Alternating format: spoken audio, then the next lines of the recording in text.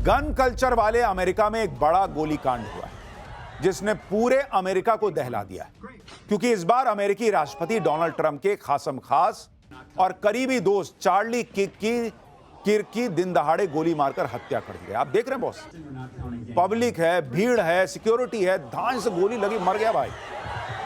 Trump के दोस्त Charlie Kirk की हत्या यूटा यूनिवर्सिटी में एक आउटडोर इवेंट के दौरान है। चार्ली की हत्या के जो वीडियो सामने आए हैं उसमें चार्ली को गोली लगते दिख रहा है और गोली लगते ही वो जमीन पर गिर जाते हैं। अपने दोस्त की हत्या ने ट्रंप को भी हिलाकर रख दिया, क्योंकि चार्ली किर्क ट्रंप के भरोसेमंद सहयोगी थे। ट्रंप तो कई बार अपनी जीत का श्रेय चार्ली किर्क को दे चुके हैं। चार्ली किर्क की टारगेट किलिंग ट्रंप के लिए कितना बड़ा झटका है। अपने दोस्त की हत्या के लिए ट्रंप ने किसे जिम्मेदार बताया है? क्या चार्ली की हत्या भारत के ऑपरेशन सिंदूर का समर्थन करने की वजह से हुई?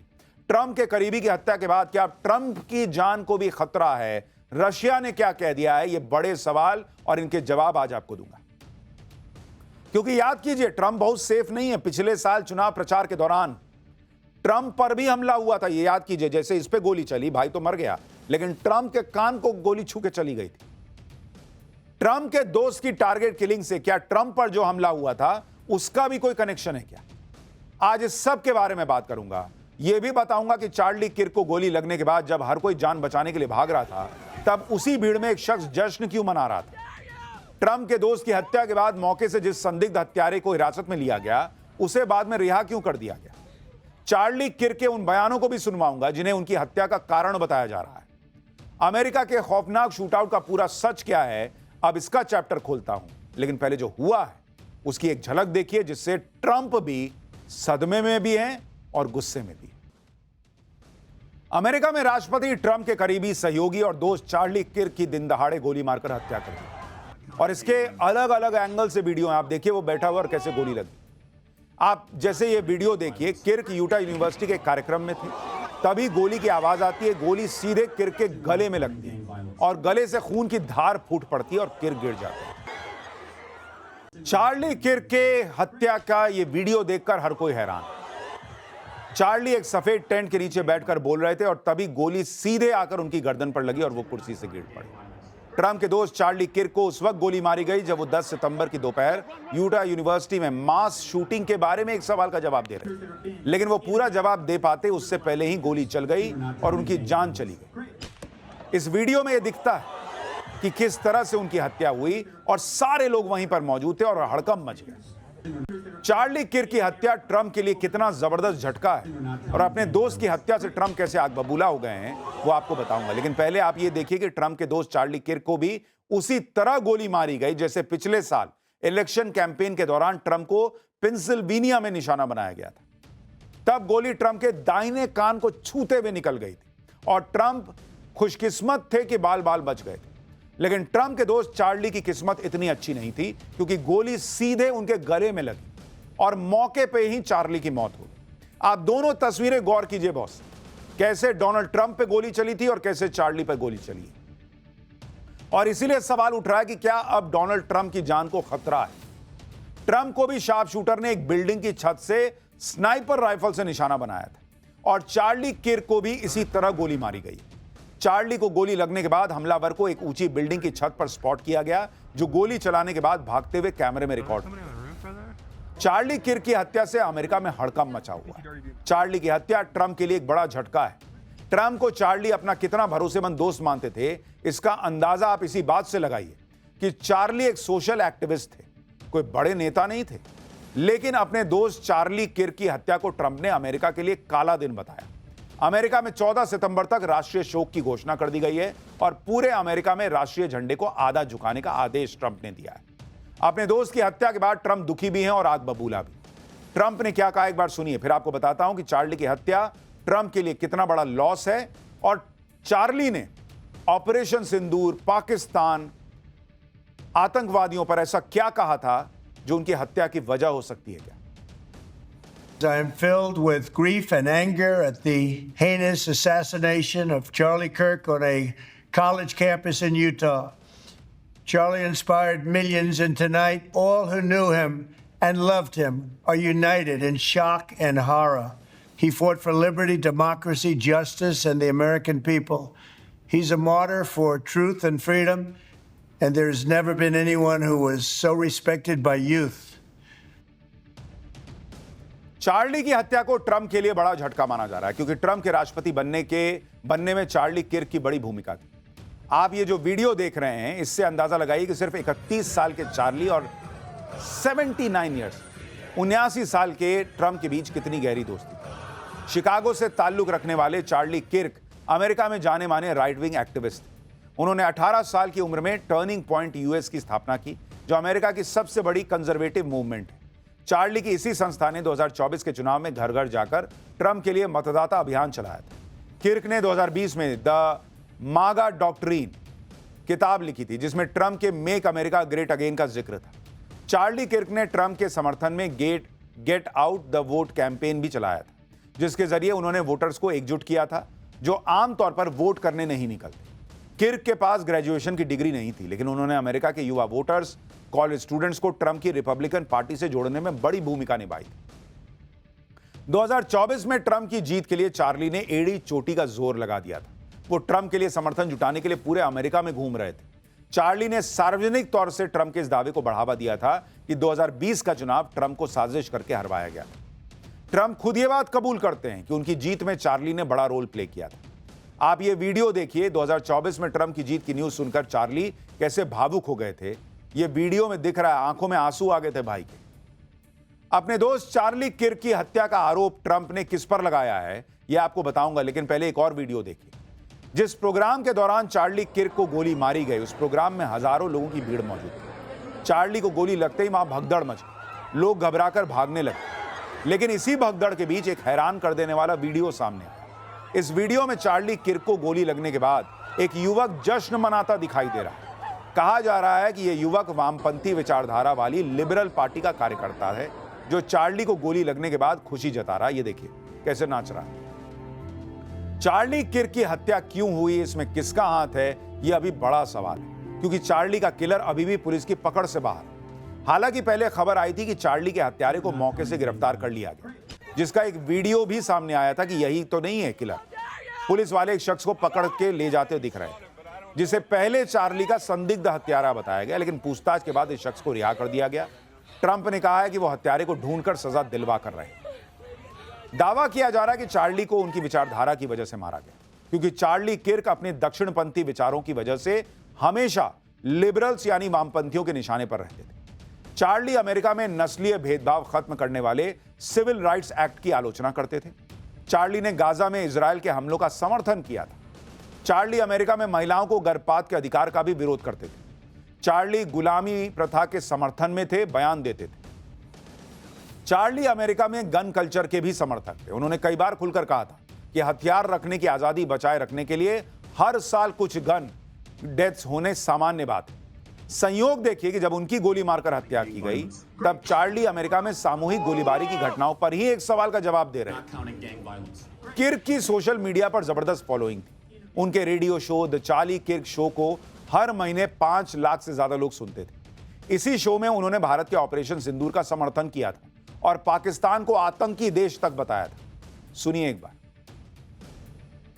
यानी चार्ली ने साफ साफ कहा था कि भारत जो है वो पाकिस्तान के खिलाफ जो लड़ाई लड़ रहा है, वो आतंकवाद के खिलाफ लड़ाई।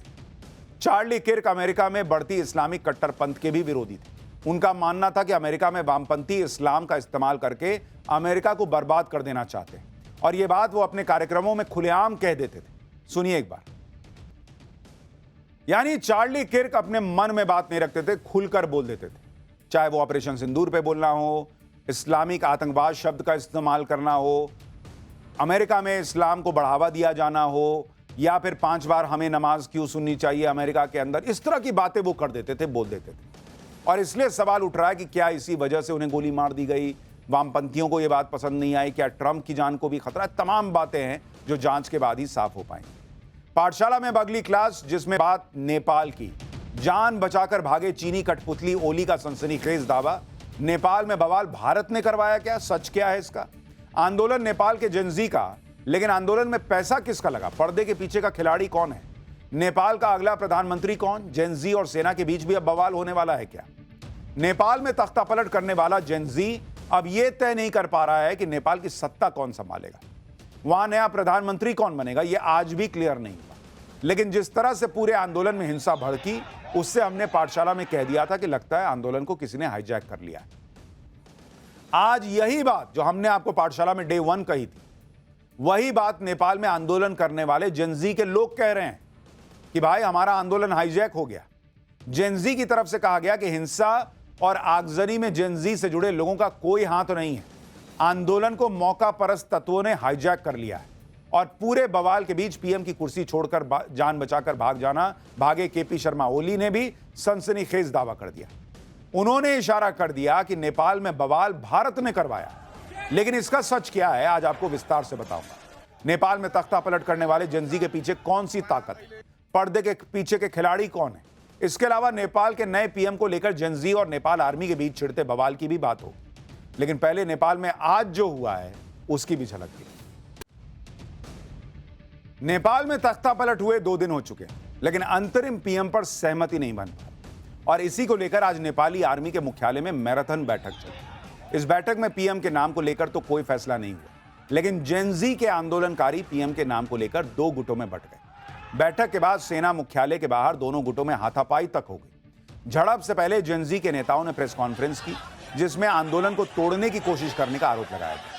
जेनजी के नेताओं ने नेपाल की राजनीतिक पार्टियों पर आंदोलन में अपने एजेंट घुसाने का आरोप लगाया और आंदोलन पर उठ रहे सवालों की वजह से जेनजी के नेता रोते हुए भी नजर आए।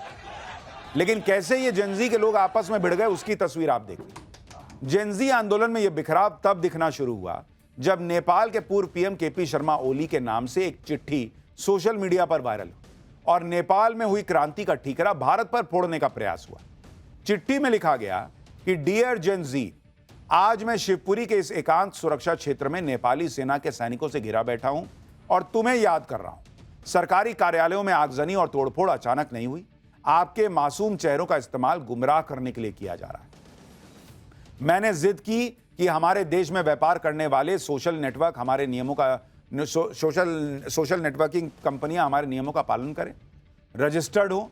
मैंने जिद की कि लिपुलेख, कालापानी और लिम्पियाधुरा हमारे हैं।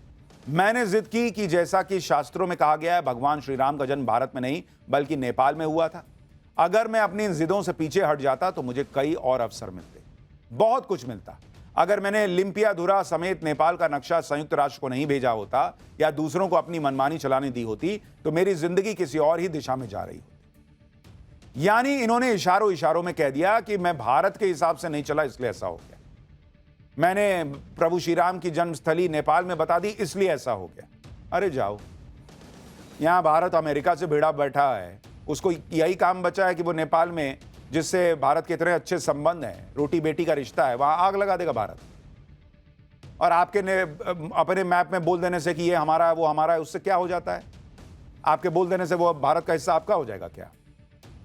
हालांकि अब यह भी कहा जा रहा है कि नेपाल की सत्ता से बेदखल किए जा चुके केपी शर्मा ओली देश छोड़कर जा चुके हैं। उनकी सरकार पर जबरदस्त भ्रष्टाचार के आरोप लगे। ऐसे में सवाल उठ रहे हैं कि क्या केपी शर्मा ओली अपने खिलाफ भड़के गुस्से की लहर को भारत की तरफ मोड़ना चाहते हैं? क्योंकि इस वक्त जेनजी के लोग नेपाल का अंतरिम पीएम कौन होगा, इस सवाल का जवाब तलाशने में जुटे। हालांकि कल तक यह तय माना जा रहा था कि नेपाल के सुप्रीम कोर्ट की चीफ जस्टिस रह चुकी सुशीला कार्की नेपाल की अगली पीएम हो सकती है। लेकिन अब जेनजी आंदोलनकारियों का एक गुट उनके खिलाफ हो गया है। आज जब नेपाली आर्मी के मुख्यालय में सुशीला कार्की को अंतरिम पीएम बनाए जाने को लेकर मंथन चल रहा था, उसी वक्त आर्मी मुख्यालय के बाहर जेनजी के गुट ने प्रदर्शन शुरू कर दिया। इस बीच यह दावा भी किया जाने लगा कि खुद सुशीला कार्की ने ही पीएम बनने से मना कर दिया, इनकार कर दिया। इससे पहले जेनजी की पसंद और काठमांडू के युवा मेयर बालेन शाह भी पीएम बनने से इनकार कर चुके हैं। इसके बाद नेपाल के अंतरिम पीएम की रेस में एक नया नाम जुड़ा और यह नाम है कुलमान घिसिंग का, जो नेपाल इलेक्ट्रिसिटी अथॉरिटी के प्रमुख रह चुके हैं। कुलमान घिसिंग नेपाल का लाइट मैन उन्हें कहा जाता है। कुलमान घिसिंग ने भारत में जमशेदपुर से इलेक्ट्रिकल इंजीनियरिंग की पढ़ाई की है। 1994 में कुलमान घिसिंग NEA यानी नेपाल इलेक्ट्रिसिटी अथॉरिटी से जुड़े। उन्होंने घाटे में डूबी NEA को मुनाफे में पहुंचाया, बिजली चोरी रोकने के लिए कई बड़े फैसले लिए। नेपाल में मचे बवाल की इनसाइड स्टोरी के बारे में भी बात जरूरी है, जिसके बारे में आगे बताऊंगा। लेकिन पहले बात खुद को रॉ का पूर्व एजेंट बताने वाले लकी बिष्ट की, जिनकी बड़ी चर्चा हो रही है सोशल मीडिया पर। दरअसल लक्की बिष्ट एक महीने पहले ही नेपाल में तख्तापलट की भविष्यवाणी कर चुके थे। अब जब नेपाल के पूर्व पीएम केपी शर्मा ओली अपनी सत्ता छीनने की खींच भारत पर उतार रहे हैं, ऐसे में नेपाल में भड़के जेनजी के आंदोलन की इनसाइड स्टोरी को भी समझना जरूरी है, जिसे देखते हुए एक महीने पहले ही ओली सरकार के तख्तापलट की भविष्यवाणियां शुरू हो गई थी। दावा किया जा रहा है कि नेपाल में भड़के प्रदर्शनों के पीछे हामी नेपाल नाम के एक एनजीओ की बड़ी भूमिका मानी जा रही है। इस एनजीओ ने इंस्टाग्राम और डिस्कॉर्ड जैसे प्लेटफॉर्म्स का इस्तेमाल कर आंदोलन के लिए छात्रों को एकजुट किया। एनजीओ ने अपने सोशल मीडिया हैंडल्स पर हाउ टू प्रोटेस्ट नाम से वीडियो भी अपलोड किए, जिसमें प्रदर्शन के लिए छात्रों को कॉलेज बैग, किताबें लाने और स्कूल यूनिफॉर्म पहनने की सलाह दी गई। प्रदर्शनकारियों के हाथों में एनजीओ की तरफ से जारी यूथ अगेंस्ट करप्शन का बैनर भी नजर आया। काठमांडू प्रशासन के सूत्रों ने पहले भी बताया कि हामी नेपाल एनजीओ ने काठमांडू में विरोध प्रदर्शन आयोजित करने की परमिशन ली थी। विरोध प्रदर्शन का कोऑर्डिनेशन करने वाले सोशल मीडिया ग्रुप्स की पड़ताल से पता चला कि आंदोलन केपी शर्मा ओली सरकार के भ्रष्टाचार के खिलाफ बुलाया गया।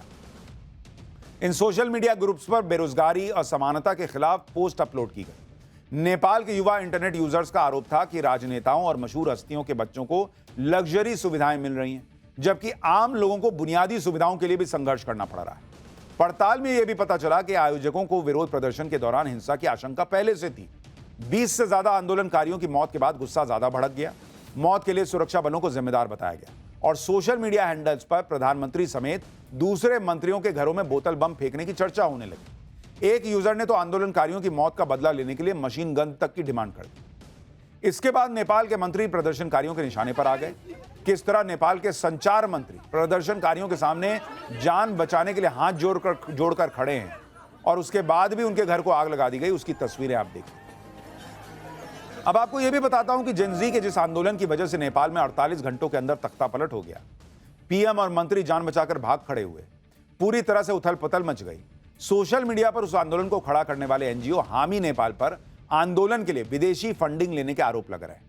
हामी नेपाल को नेपाल की ही बारबरा फाउंडेशन से कई बार फंडिंग मिली। हामी नेपाल एनजीओ को नेपाल में ऑफिस स्पेस भी बारबरा फाउंडेशन ने दिया। इसके अलावा कई दूसरी विदेशी संस्थाओं से भी करीब 20 करोड़ रुपए की फंडिंग जुटाई गई। हामी नेपाल के तार ऐसे लोगों से जुड़े हैं जिन पर खुद भ्रष्टाचार के गंभीर आरोप हैं। एनजीओ हामी नेपाल के मेंटोर माने जाने वाले दीपक भट्ट पर आर्म्स डील में फायदा उठाने के आरोप हैं। इसी तरह हामी नेपाल के फाइनेंशियल सपोर्टर साहिल अग्रवाल को कोविड के वक्त थर्मामीटर की ब्लैक मार्केटिंग के आरोप में गिरफ्तार किया जा चुका है। किसी देश को अस्थिर करने के लिए एनजीओ को होने वाली विदेशी फंडिंग कितनी खतरनाक हो सकती है, इसे भारत के नजरिए से भी समझना जरूरी है, क्योंकि भारत में नेपाल, बांग्लादेश या श्रीलंका जैसे हालात बनने से रोकने के लिए जब जब पीएम मोदी ने एक्शन लिया, तब तब एक इकोसिस्टम इस पर सवाल उठाने से नहीं चूकता। जैसे साल 2019 में मोदी सरकार ने बताया था कि 2014 से 2019 के बीच संदिग्ध विदेशी फंडिंग को लेकर 14,500 एनजीओ को बैन किया गया था। इन एनजीओ पर फंडिंग लेने में नियमों की अनदेखी का आरोप था।